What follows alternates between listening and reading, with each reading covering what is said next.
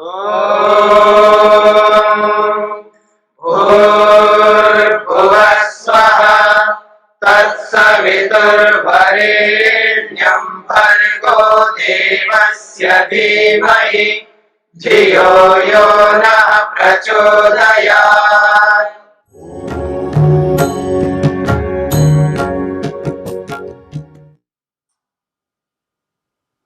योग दर्शन के विभूति पाद के अंतर्गत 35वां सूत्र चल रहा है। प्रसंग हमारा चल रहा है सिद्धियों का। सिद्धियों के इस प्रसंग में बहुत सारी सिद्धियों को लेकर के चर्चा हुई है। पिछली चर्चा में मन की सिद्धि, मन का साक्षात्कार, मन का प्रत्यक्ष, हृदये चित्त संवित इस सूत्र के माध्यम से बताया गया था। और इस 35वें सूत्र में जहां मन का साक्षात्कार होना आवश्यक है, वहां पर स्वयं का, पुरुष का, आत्मा का, जीवात्मा का, स्वयं के सोल का प्रत्यक्ष होना भी अत्यंत आवश्यक है। क्योंकि स्वयं के बिना हम अन्यों को नहीं पहचान पाएंगे। जो व्यक्ति स्वयं को नहीं जानता है वो दूसरों को जान नहीं पाएगा। इसलिए महर्षि पतंजलि ने बहुत बड़ी बात कही है कि स्वयं का भी अनुभव व्यक्ति को कर लेना चाहिए, यानी अपनी अंतरात्मा का दर्शन व्यक्ति को कर लेना चाहिए। तो उसी प्रसंग में 35वें सूत्र को लेकर के हमने कुछ विचार किया है। सूत्रार्थ आपके सामने आ चुका है। सत्व पुरुषयोः अत्यंत संकीर्णयोः प्रत्ययाविशेषो भोगः परार्थत्वात् स्वार्थ संयमात् पुरुष ज्ञान। ये सूत्र है।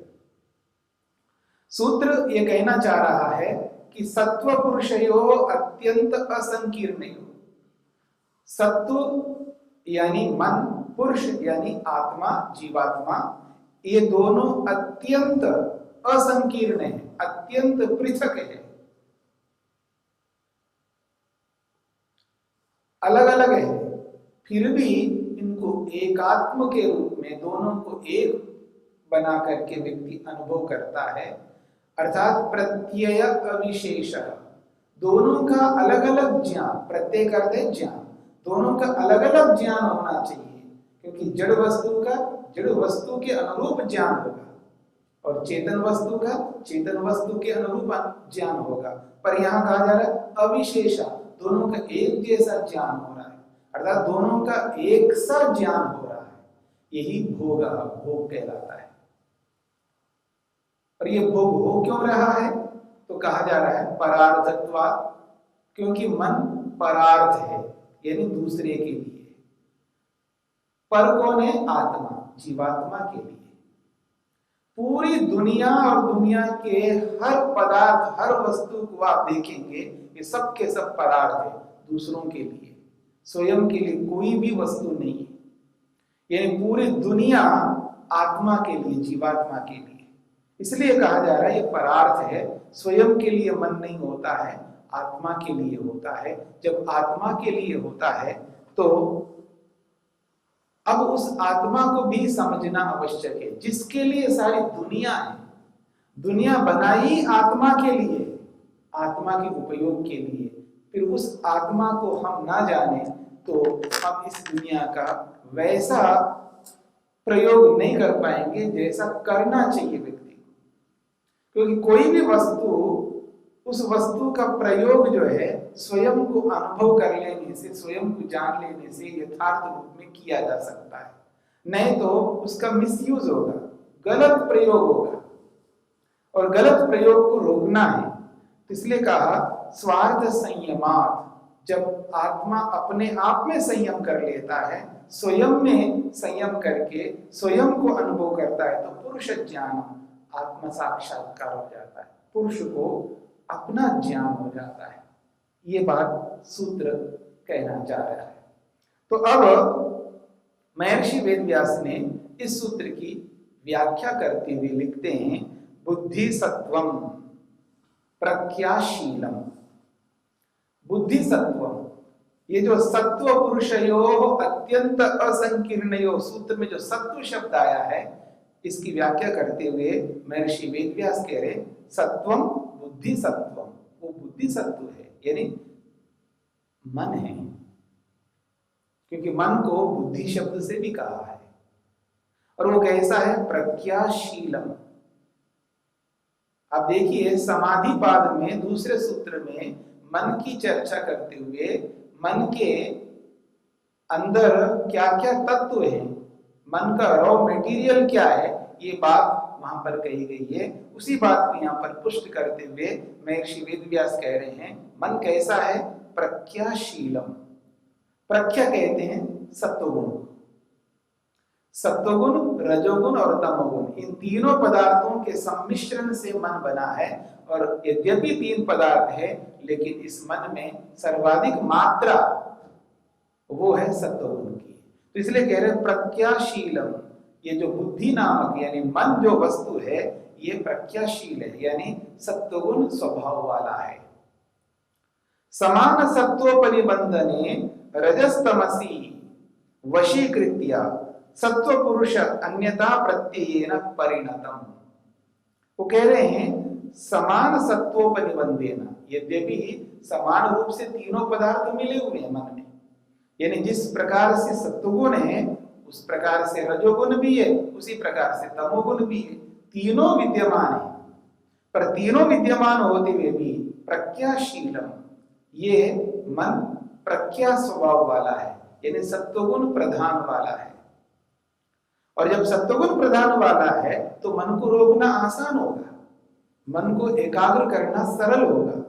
पर यह तब सरल होगा जो बाकी गुण है यानी बाकी पदार्थ है उनको वश में करना होगा, उनको नियंत्रित करना होगा। इसी बात को स्पष्ट करते हुए महर्षि वेदव्यास कह रहे हैं रजस तमसी वशीकृत्य।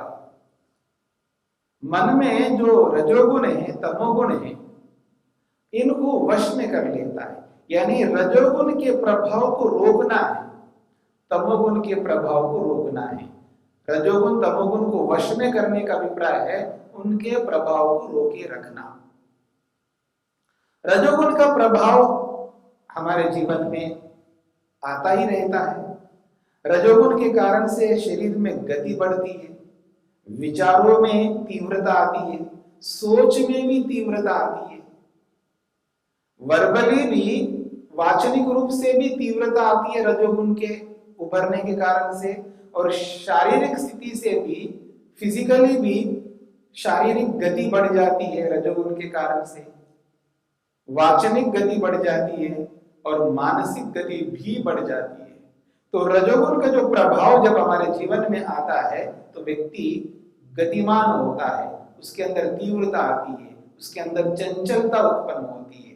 तो ऐसे ही तमोगुण का जब प्रभाव बढ़ने लगता है तो आलस्य आने लगता है, तंद्रा में चला जाता है व्यक्ति, नींद आने लगती है, और एक जो निठल्लापन है, कुछ ना करने की जो इच्छा है, ये तमोगुण के कारण से है।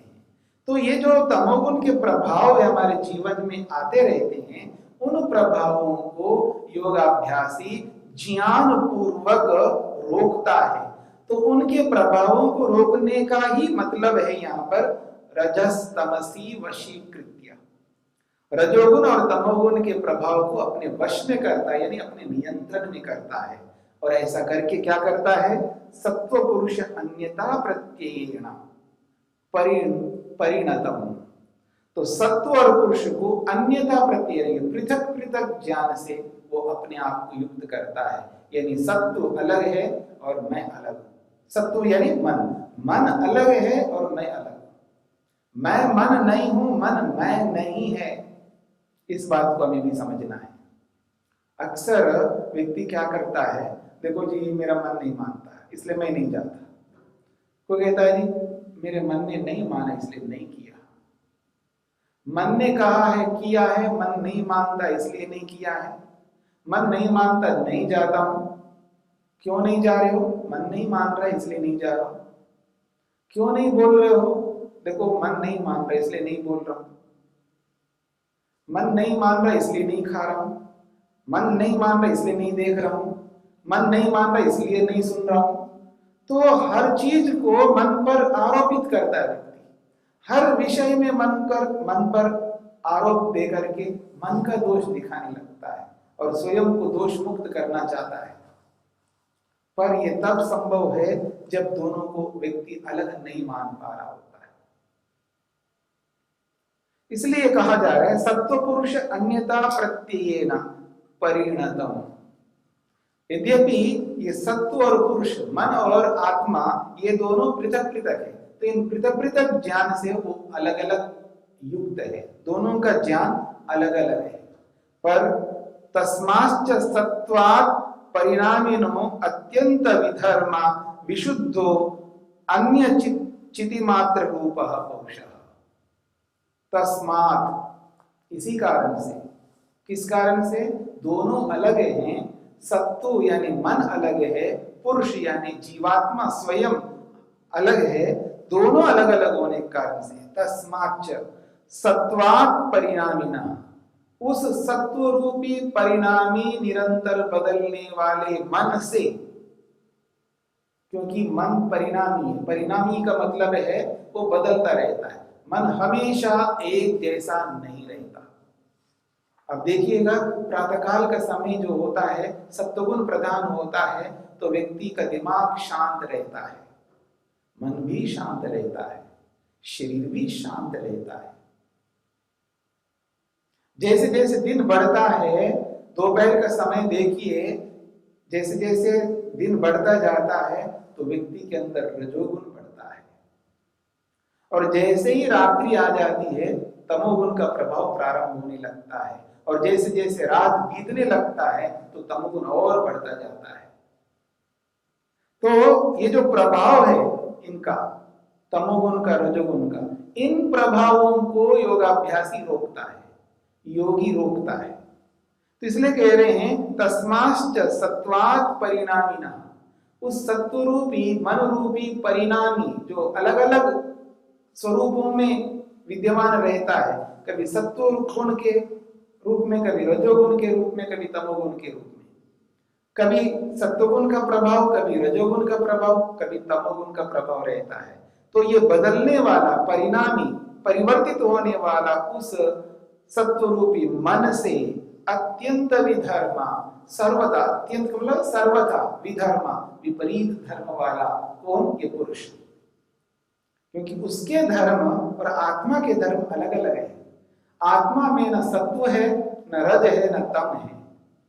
आत्मा में न सत्व के गुण है, न रज के गुण है, न तम के गुण है। इसलिए कह रहे अत्यंत विधर्मा, सर्वथा भिन्न है। और कैसा है? विशुद्ध, अपने आप में आत्मा शुद्ध है, निर्मल है, पवित्र है, आत्मा में कोई मलिनता नहीं है। कोई ये सोचे मैं बहुत मलिन हूं, इसका अर्थ होता है मेरा मन बहुत मलिन है। मन मलिन हो सकता है, गंदा हो सकता है, भ्रष्ट हो सकता है, निकृष्ट हो सकता है, क्योंकि मन के विचारों से पता लगता है, मन की जो क्रियाएं हैं उनसे पता लगता है, मन का जो सोच है उससे पता लगता है कि व्यक्ति का मन कितना गंदा है। तो मन गंदा हो सकता है, वो विचारों से गंदा होगा। गंदगी जो है अलग अलग प्रकार की होती है। जो बाह्य गंदगी होती है जो शरीर को प्रभावित करता है, जो बाहर की गंदगी है वो शरीर को प्रभावित करेगी, और जो गंदगी ऐसी भी होती है जो वाणी को प्रभावित करती है। जब शब्दों से कोई हमें प्रहार करता है तो वाणी को जो है वो गंदा कर देता है। वो शब्द, जब कोई व्यक्ति शब्द बोलता है किसी व्यक्ति के लिए, एक भी ऐसा शब्द निकालता है अपनी वाणी से तो दूसरे की वाणी को गंदा बना देता है वो शब्द। फिर उसकी वाणी से ऐसी गंदगी निकलने लगती है जो सोच नहीं सकते व्यक्ति, ऐसी गंदगी निकल सकती है, और निकलती भी है, लोग निकालते भी है वाणी से गंदगी। तो शारीरिक गंदगी अलग प्रकार की है, वाचनिक गंदगी अलग प्रकार की है। ठीक इसी प्रकार से मानसिक मन की जो गंदगी है वो बिल्कुल अलग प्रकार की है। तो मन की जो मलिनता है वो अलग प्रकार की है, वो विचारों से, ज्ञान से उसकी गंदगी होती है। पर यहां पर कहा जा रहा है कि ये जो आत्मा है वो कैसा है? विशुद्ध, वो बिल्कुल शुद्ध है, निर्मल है, पवित्र है, उसमें कोई गंदगी नहीं होती है। और जितनी भी गंदगी है वो शरीर में होती है या वाणी में होती है या मन में होती है वो गंदगी, पर आत्मा में कोई गंदगी कभी नहीं रह सकती है। इसलिए उसके लिए कहा विशुद्ध, वो बहुत निर्मल है। अन्य, वो मन से सर्वथा अलग है। फिर कह रहे हैं चिति मात्र रूप, वो चिति मात्र है यानी चेतन मात्र है, वो जड़ नहीं है। चिति मात्र का मतलब है चेतन मात्र है, अर्थात चेतन स्वरूप है। उसी को पुरुष कहा गया है, उसी को आत्मा कहा गया है। यहाँ पर तो आत्मा का जो स्वरूप है यहाँ पर बताया कि वो परिणामी नहीं है। मन परिणामी है, बदलता रहता है, घड़ी घड़ी बदलने लगता है मन। घड़ी घड़ी क्या है? घड़ी का मतलब 24 मिनट का एक होता है, एक घड़ी 24 मिनट का। पर यहां पर तो सेकंड सेकंड में बदल रहा है मन, मिनट मिनट में बदल रहा है, एक एक घंटे में बदलता है व्यक्ति, एक एक दिन में बदलता रहता है। इसका बदलाव तो निरंतर चलता है, इसलिए वो परिणामी है। पर इसके बिल्कुल विधर्मा है, आत्मा बिल्कुल भिन्न है, वो कभी बदलता नहीं, एक जैसा रहता है। जैसे हम परमात्मा के लिए विचार करते हैं, परमात्मा के विषय में बताया जाता है, शास्त्र कहते हैं, प्रमाण कहता है, वो अखंड एक रस रहता है। पर परमात्मा कभी बदलता नहीं, चेंज नहीं होता है। जैसे परमात्मा अखंड एक रस है, तो जीवात्मा, हम स्वयं आत्मा जैसे वैसे रहते हैं, हम भी अखंड एक रस हैं, जैसे वैसे रहते हैं, उसमें कोई बदलाव नहीं हो सकता। इसलिए कहा जा रहा है कि वो चिति मात्र, केवल चेतन स्वरूप है। ऐसे चिति मात्र, अपरिणामी, विशुद्ध, जड़ पदार्थ से बिल्कुल विधर्म वाला जो ये आत्मा है, उस आत्मा का जब मन के साथ संयोग होता है तब दोनों को एक मानने लगता है। तयो अत्यंत असंकीर्णयो, तयो सत्व पुरुषयो, सत्व इति मन, तयो का मतलब है मन और पुरुष, इन दोनों में समानता। वस्तुआत्मक रूप से, वस्तु के रूप में, सत्ता के रूप में तो समानता है, लेकिन गुणों के रूप में, क्वालिटीज के रूप में समानता बिल्कुल नहीं है। इसलिए कह रहे हैं अत्यंत असंकीर्ण योग, ये सर्वथा दोनों अलग अलग तत्व हैं, घुल मिल नहीं सकते। संकीर्णता का मतलब है घुल मिल जाना, दोनों एक जैसे हो तो घुल मिल जाए। एक द्रव है जो तेल के रूप में है, एक द्रव है जो घी के रूप में है, दोनों को मिला लो क्योंकि दोनों एक जैसे हैं। जो तरल पदार्थ हैं वो दोनों को मिला सकते हो, एक जैसे होते हैं। जैसे दूध और पानी है, तरल है, दोनों मिल जाएंगे, एक जैसे हो जाएंगे। पर यहां पर दोनों अलग अलग है, बिल्कुल विरुद्ध धर्म वाले हैं। दो सांप एक जैसे हैं इसलिए दोनों मिल सकते हैं, लेकिन नेवला और सांप मिल नहीं सकते, बिल्कुल विपरीत धर्म वाले हैं।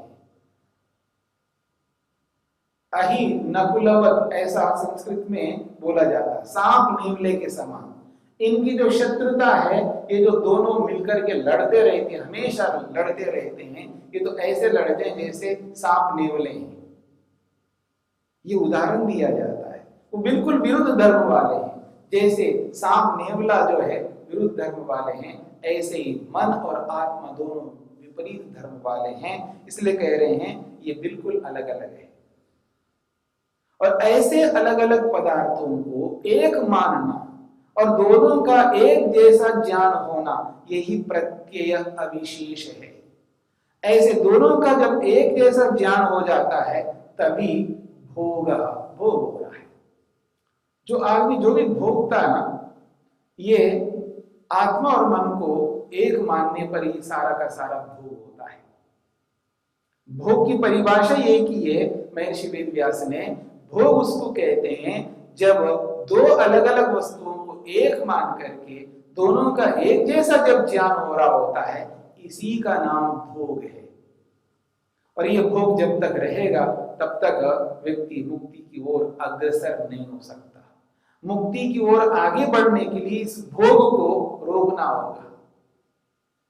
अर्थात ये जो अलग अलग तत्व है, इनको एक जब तक मानते रहेंगे, एक जैसा मानते रहेंगे, तब तक ये भोग बना रहेगा।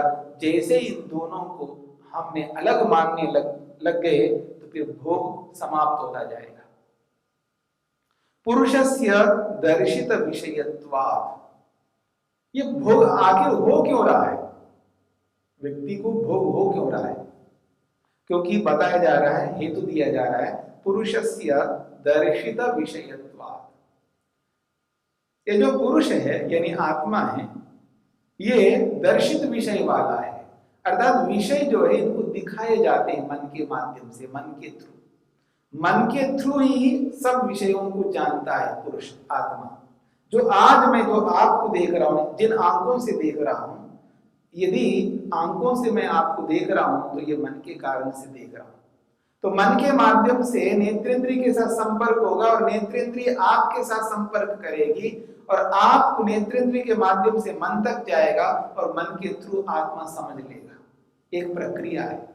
आत्मा मन के साथ, मन इंद्रिय के साथ, इंद्रिय विषय के साथ, विषय इंद्रिय के साथ में और इंद्रिय मन के साथ में और मन आत्मा के साथ में, ये एक प्रक्रिया है।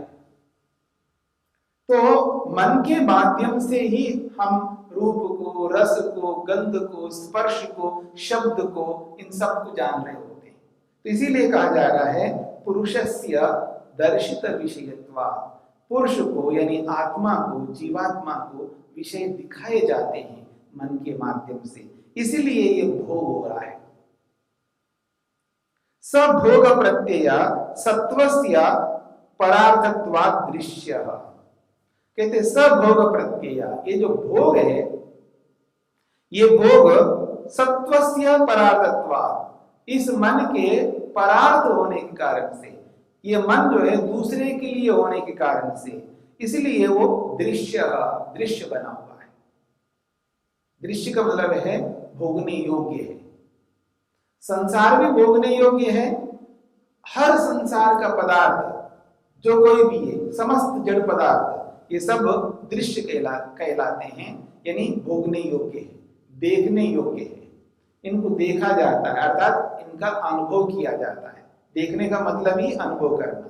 जैसे मैं आंखों से आपको देख रहा हूं, तो ये देखना क्या है? मैं आपको आंखों से अनुभव कर रहा हूं।